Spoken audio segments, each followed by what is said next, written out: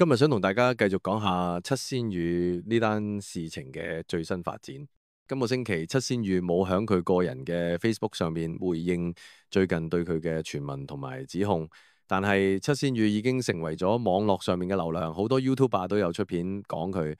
今個禮拜七仙羽嘅新聞呢，都真係冇停過嘅。繼上個星期佢個大學同學咧出 post 同響 YouTube 上面咧大爆七仙羽由讀珠海大學到佢做編輯出書嘅嗰段歷史之後，又有新嘢。雖然上次有網民留言覺得呢個所謂珠海大學嘅舊同學講可能純粹係虛構一個故事出嚟抹黑七仙羽，但係響 Facebook 上邊就有網民分享當年呢一位筆名叫浩林嘅作者出書嘅時候，傳媒對介紹佢勇敢咁講出自己經歷嘅一篇報道，入邊仲有一張浩林嘅相。雖然張相好細張，但係我都照剪出嚟俾大家望下，等大家自行判斷下相入邊嘅人同七仙羽係咁同一個人。有關七仙羽嘅個人背景，今個禮拜又有一個新嘅版本入邊。七仙羽並唔係馬來西亞嘅有錢華僑，亦都唔係佢出書嘅時候講係嚟自台灣嘅，而係一個1968年出生，響90年代由天津攞單程證落嚟嘅內地移民。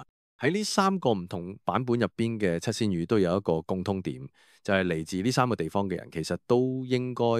識講普通話，又或者國語。咁但係大家都知道呢三個地方嘅普通話口音係相當唔同嘅，相信大家都識分中國內地嘅普通話同埋台灣嘅國語口音上面嘅分別。而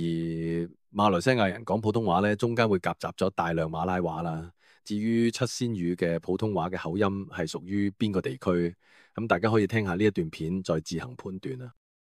手上的蠟燭哈，那麼呢，你就拿着一個蠟燭，最好用白色的。那蠟燭呢，其實在哪裡都能買到的，很簡單，很方便的。拿着這蠟燭呢，然後呢，你就圍着自己呢，就去轉。怎麼樣轉呢？這方向呢，就從你。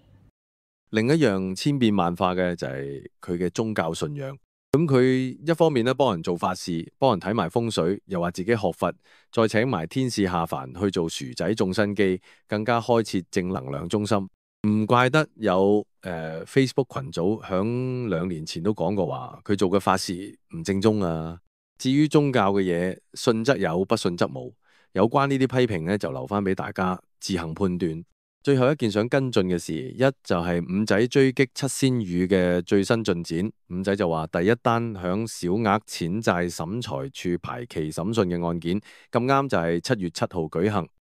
相信想食花生嘅大家都有留意開呢新聞啊，咁亦都應該好期待到底個裁判結果係點。